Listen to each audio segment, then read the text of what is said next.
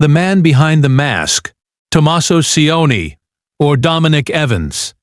Nancy Guthrie case. Every story has a moment when the truth begins to crack through the surface.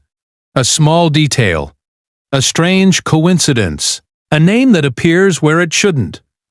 In some cases, that moment arrives quickly. In others, it takes years before the pieces start to align. This story is one of the latter, because at the center of the Nancy Guthrie case lies a question that investigators, journalists, and followers of the case have wrestled with for years. A question that refuses to stay buried. Who was really behind the mask duff that?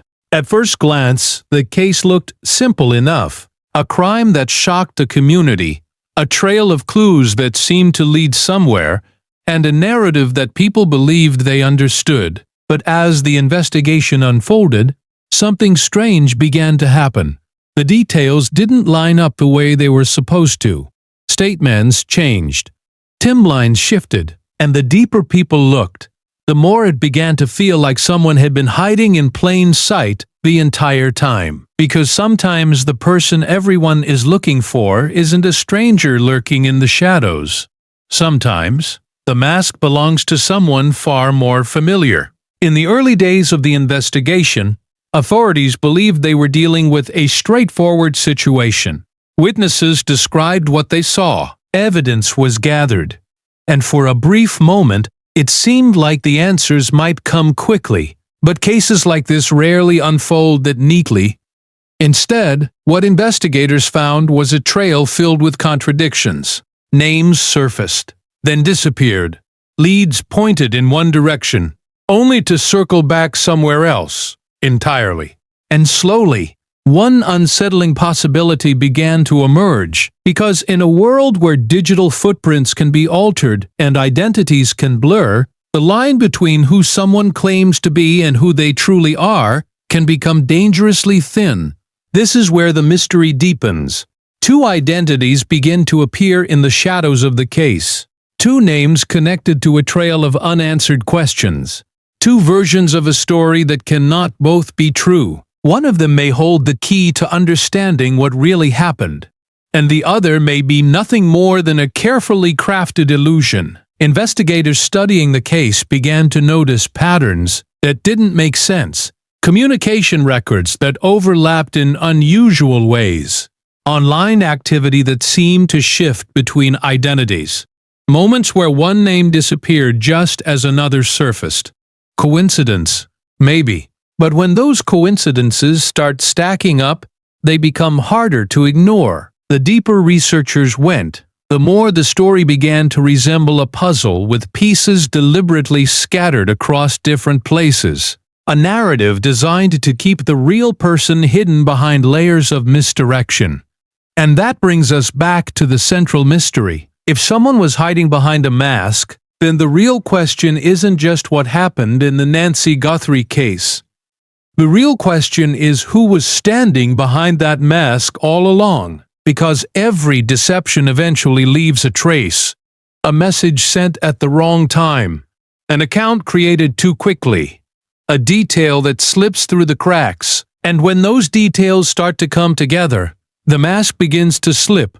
What makes this case so disturbing isn't just the crime itself. It's the possibility that someone may have spent years carefully controlling the narrative, guiding attention away from the truth, creating just enough confusion to keep people from seeing the full picture. But masks have a weakness. They can hide a face for a while. They can distort the truth. They can even fool people who are determined to find answers. But eventually, the pressure builds. The inconsistencies grow too large to ignore, and the carefully constructed identity begins to fracture. The night Nancy Guthrie disappeared did not begin with chaos or obvious danger.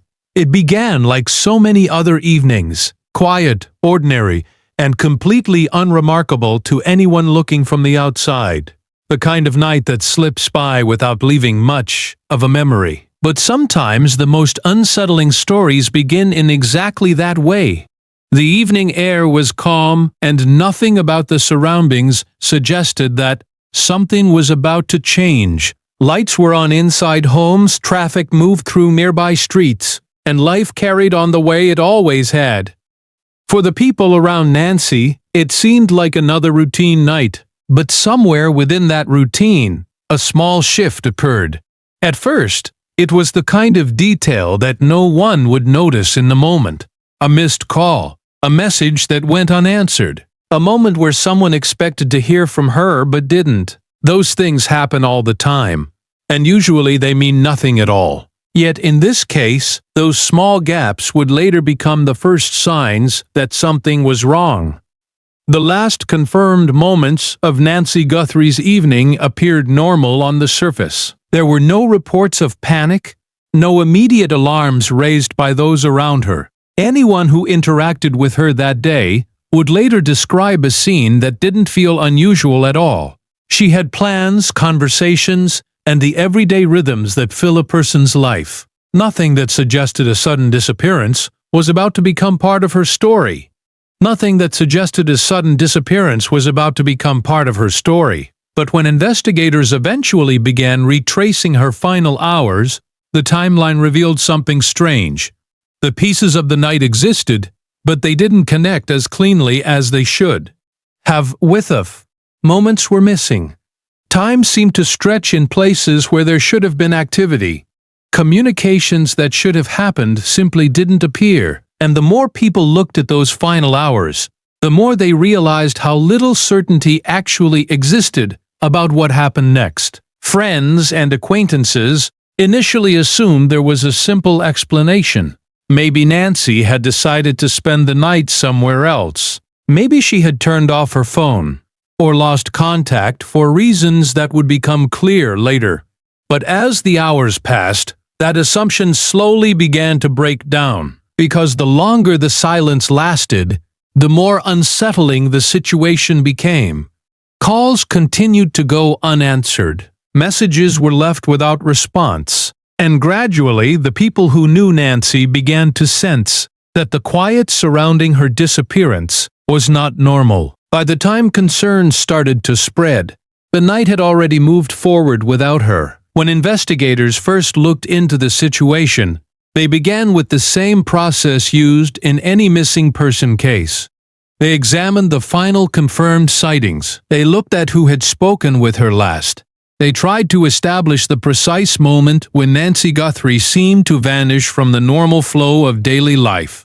And that moment proved far more difficult to pinpoint than anyone expected. Different accounts placed her in slightly different situations. Some remembered conversations that others couldn't confirm. Certain details felt clear at first, but then shifted when compared to other timelines. The result was a night that seemed both ordinary and deeply confusing at the same time. On paper, there were events that suggested everything had been normal, but between those events were stretches of time that felt strangely empty. Investigators know that disappearances rarely happen in a perfect vacuum. Usually there are disturbances, arguments, witnesses, unusual behavior, or signs that something had escalated before the person vanished. Yet in Nancy Guthrie's case, the early picture looked almost too quiet, and that silence created a different kind of mystery. Because when a person disappears without noise, without a clear moment of crisis, it often means that whatever happened was carefully concealed within the ordinary flow of the night. The challenge for investigators was separating the routine details from the ones that mattered. What had Nancy been doing during those final hours? Who had contact with her during the evening rite? And most importantly, at what exact point did the normal rhythm of that night begin to break apart? Those questions became the starting point for everything that followed. Each phone record, each message, each recollection from someone who had seen or spoken with her added another small piece to the timeline. But instead of clarifying the situation immediately, the new information seemed to deepen the uncertainty. Some moments felt solid and reliable. Others appeared to shift, depending on who described them. And somewhere inside that shifting timeline was the moment when Nancy Guthrie simply disappeared from the story. In the early stages of any investigation, detectives rely on the assumption that the facts will eventually align. Witness statements, timelines, and physical evidence usually begin to reinforce one another, gradually forming a clearer picture of what took place. But in the Nancy Guthrie case, the first clues didn't behave the way they were supposed to. At first, the information coming in seemed straightforward. People who had interacted with Nancy shared what they remembered from the hours before she disappeared. Messages were reviewed. Phone activity was examined. Investigators began constructing a timeline, carefully placing each event in the order it appeared to have happened. But as the timeline grew, something unusual started to appear. Certain details didn't match. One person's memory placed an event at a specific time, but the digital record suggested something slightly different. A message that should have appeared between two others was missing entirely.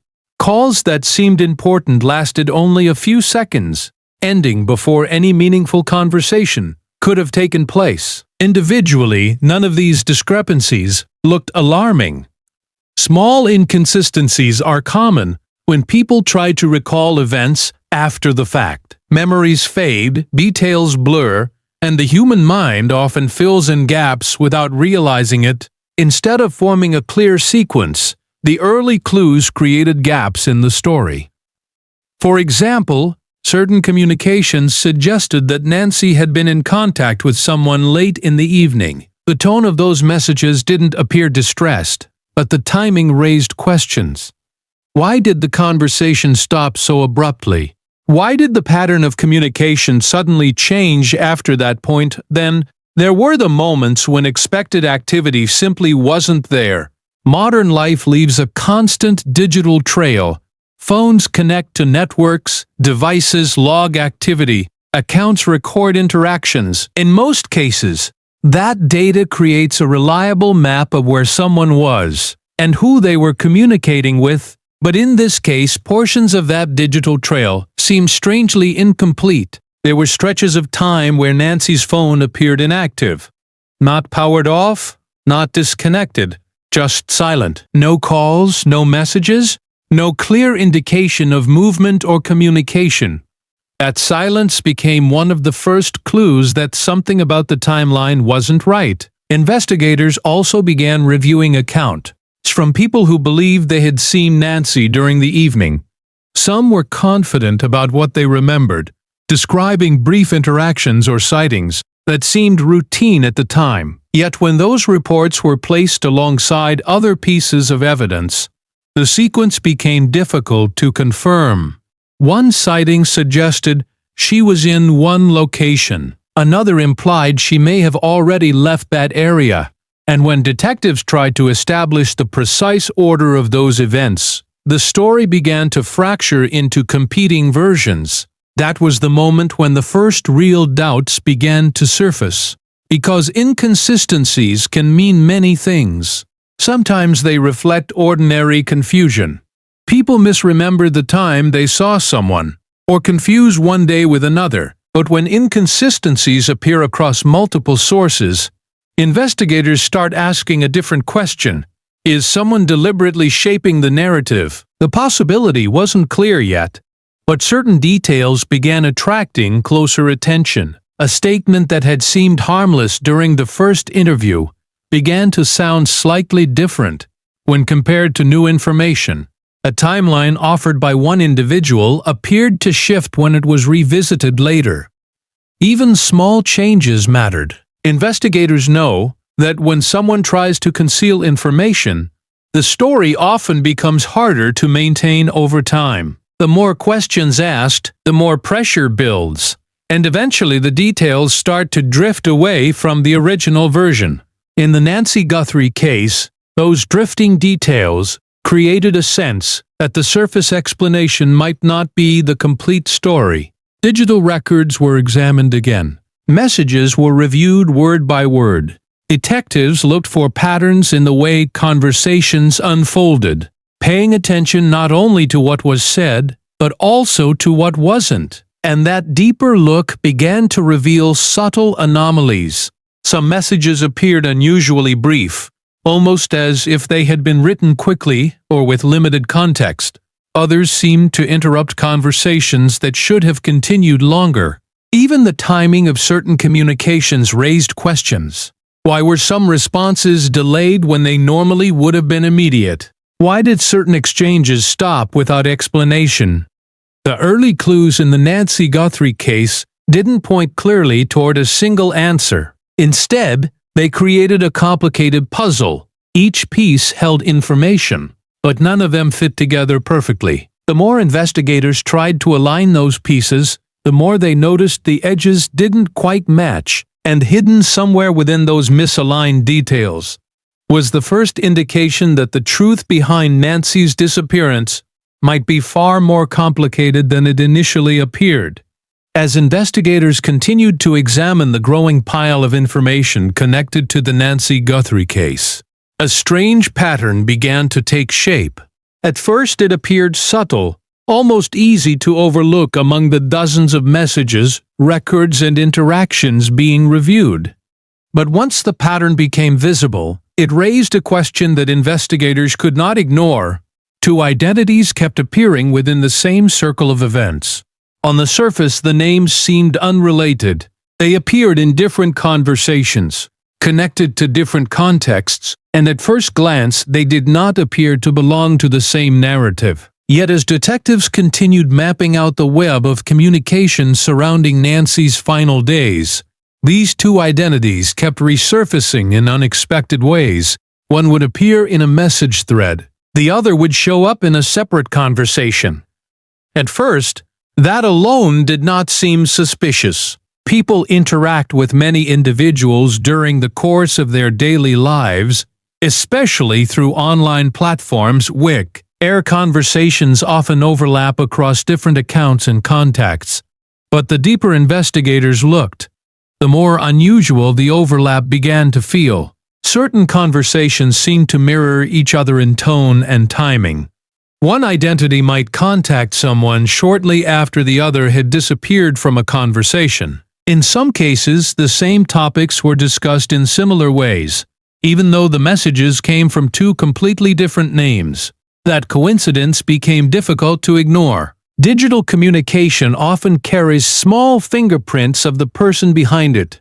The way someone phrases a sentence, the words they tend to repeat, the rhythm of their responses. These patterns can reveal more than people realize. When analysts began examining the communication styles associated with both identities, they noticed similarities that stood out. The sentence structures often followed the same pattern. Certain phrases appeared repeatedly. Even the punctuation and spacing habits looked strangely alike. None of these similarities proved that the two identities belonged to the same individual.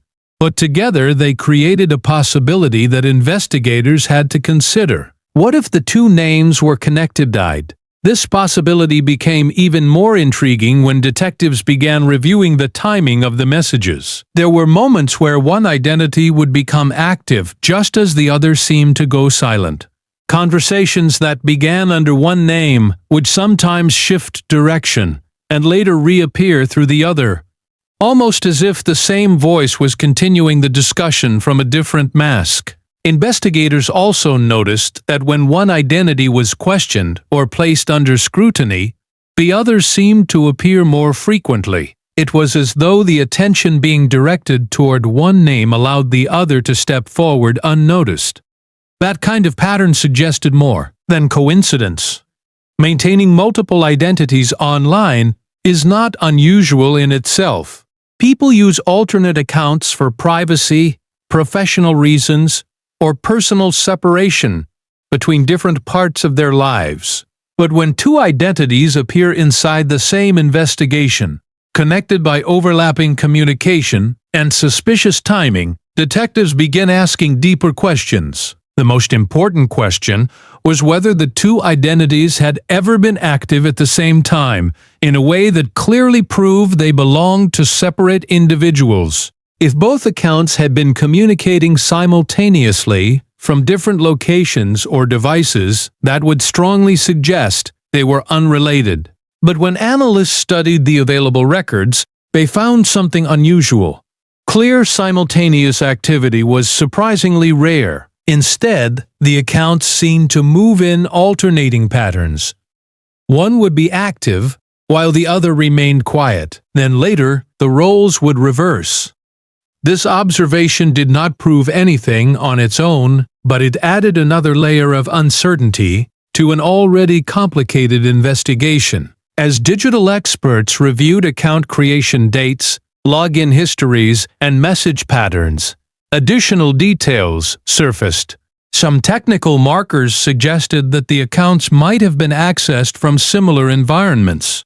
Certain device characteristics appeared comparable. Those details were not definitive, but they reinforced the growing suspicion that the two identities might not be as separate as they appeared. And if that possibility was true, it would change the entire structure of the case. Because instead of two individuals moving independently through the story, the investigation might actually be dealing with a single person operating behind two carefully maintained masks. That realization forced investigators to reconsider earlier assumptions. Conversations that once seemed like exchanges between different people now had to be examined from a new perspective. Every message had to be reread, every timeline rechecked, because if two identities were being used by one individual, then many of the interactions that appeared genuine might actually have been part of a much larger deception. A deception that allowed one person to move through the narrative from two different directions at once. As investigators moved deeper into the Nancy Guthrie case, the focus began to shift towards something that often reveals more than eyewitness accounts or personal statements ever can: the digital trail. In modern investigations, every message, login, and online interaction leaves behind traces of activity. These traces form patterns, and patterns can expose connections that people never intended to reveal. When analysts began examining the digital records surrounding the individuals connected to Nancy's disappearance, they expected to find the usual flow of online communication, conversations, starting and ending, accounts logging in and out, devices connecting to networks. At first glance, the data appeared ordinary, but a closer look revealed something that didn't quite follow normal patterns. One of the first things investigators noticed was the timing of certain online activities. Messages appeared at unusual hours, sometimes late into the night, sometimes during periods when normal routines suggested someone might be asleep or occupied elsewhere. While that alone didn't indicate wrongdoing, it raised questions about who was behind those accounts and what they were doing during those moments. Then there was the matter of account behavior. Every digital profile develops a rhythm over time. People tend to log in at certain times of day, respond to messages in familiar ways, and follow predictable patterns of interaction. But in this case, home accounts seemed to shift their behavior without clear explanation. For instance, there were periods when communication from one account would suddenly stop, followed almost immediately by activity from another account that had been quiet before. The transition between those two digital presences happened often enough that investigators began mapping the pattern on a timeline. What they saw made the situation even more unusual. Instead of functioning independently, the accounts appeared to move in a kind of alternating rhythm. One would become active while the other faded into silence. Then later, the pattern would reverse.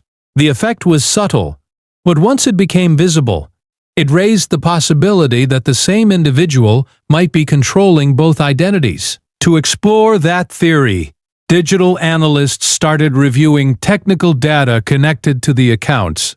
Information such as login locations, device signatures, and network connections can sometimes reveal whether different profiles are being accessed from the same environment.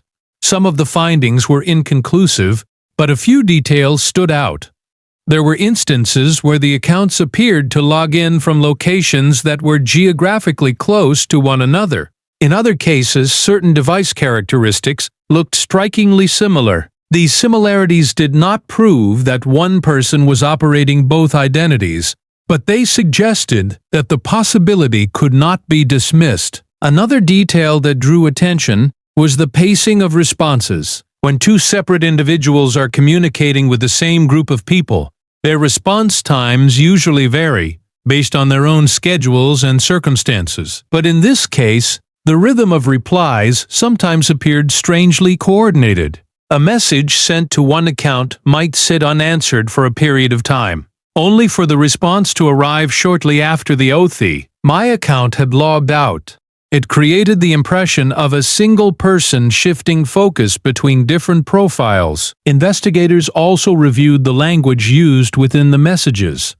Digital communication often reveals consistent habits that people repeat without realizing it. Certain words appear frequently. Sentence structures follow familiar patterns, and even small habits like spacing or punctuation can remain consistent across different accounts.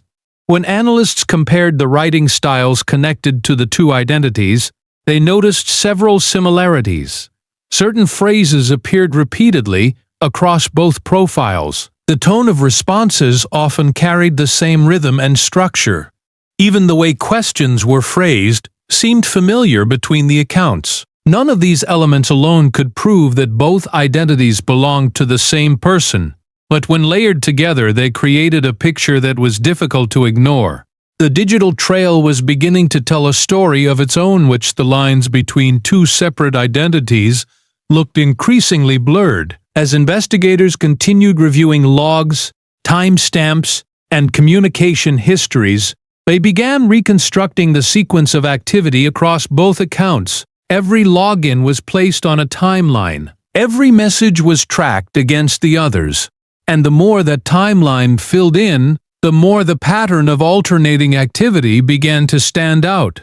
It suggested a deliberate effort to keep the two identities from appearing active at the exact same time, a pattern that might help maintain the illusion that two separate people were moving through the conversation. But maintaining that illusion requires constant attention. One mistake, one overlapping moment, one technical trace left behind can begin to unravel the entire structure. And hidden somewhere inside that growing digital trail were the details that investigators believed might eventually reveal who had really been operating behind the mask. As the investigation continued to evolve, the Nancy Guthrie case gradually transformed from a search for simple answers into a much deeper examination of identity deception and the ways people construct narratives around themselves. The more evidence investigators collected, the clearer it became that the central mystery was no longer just about what had happened to Nancy. It had become about understanding who had been present within the story all along. At the center of that mystery was a question that investigators kept returning to again and again, a question that seemed simple on the surface but became more complicated the deeper they looked. Who was actually behind the mask? The evidence gathered throughout the investigation had introduced two identities that appeared repeatedly in the digital and social landscape surrounding Nancy's final days. Two names connected through conversations, overlapping timelines, and patterns of behavior that raised suspicion. Each identity carried its own version of events. Each appeared to interact with others in ways that suggested they were separate individuals. And yet, the digital records, the communication patterns, and the subtle similarities in behavior kept pointing investigators back to the same unsettling possibility, that the separation between those two identities might not be real. As detectives and analysts revisited the evidence, they began reconstructing the full narrative from the beginning. Every message, every login record, every reported interaction had to be reconsidered through a new lens. What once appeared to be conversations between multiple people could potentially represent something entirely different. A single voice moving through different identities. If that possibility were true, it would explain in many of the inconsistencies that had puzzled investigators during the early stages of the case. The gaps in communication, the alternating patterns of online activity, the subtle similarities in language and behavior that had been observed across the two accounts. It would mean that the story had been unfolding behind a carefully maintained disguise. But proving such a theory is far more difficult than suspecting it. Investigators cannot rely on intuition or coincidence alone. Every claim must be supported by evidence that can withstand scrutiny. Digital forensics, technical data, and verified records must align in a way that clearly demonstrates who was responsible for operating each identity. That process requires patience and precision. Digital footprints can be complex. People use different devices, connect through multiple networks, and sometimes take deliberate steps to hide their activity. Unraveling those layers takes time, especially when someone may have intentionally tried to obscure their trail. Still, investigators continued searching for the moments where the illusion might break. A login from the wrong location, an overlap in device usage, a message sent at a time when the supposed owner of one identity could not have been present. Small details like these can reveal connections that were never meant to be discovered. At the same time, those following the case from the outside began asking their own questions. Observers, studying the available information, noticed the same patterns investigators had identified. Discussions about the two identities spread across forums and analysis groups, with people trying to piece together their own interpretations of what the evidence suggested. Some believed the two individuals were genuinely separate, but somehow entangled in the same chain of events. Others suspected that the similarities between them were too strong to ignore. The debate itself became part of the mystery, because in cases involving hidden identities, perception can become just as powerful as evidence. The longer the uncertainty remains, the more people attempt to fill the gaps with theories, assumptions, and interpretations. Yet the truth rarely exists in speculation alone. It exists in the details left behind by real actions. Investigators continued to focus on those details, returning again and again to the same central puzzle. If two identities had appeared throughout the case, and if those identities showed signs of being connected, then the most important step was determining whether they could truly exist independently. Could both individuals be present at the same time in ways that clearly separated them? But could their digital activity be traced to different devices, different locations, different patterns of life? Or would the evidence eventually reveal that one person had been standing behind both names from the very beginning? Every new piece of information brought the investigation closer to answering that question. And as the digital trail continued to expand, the possibility that the mask might finally slip became harder to ignore.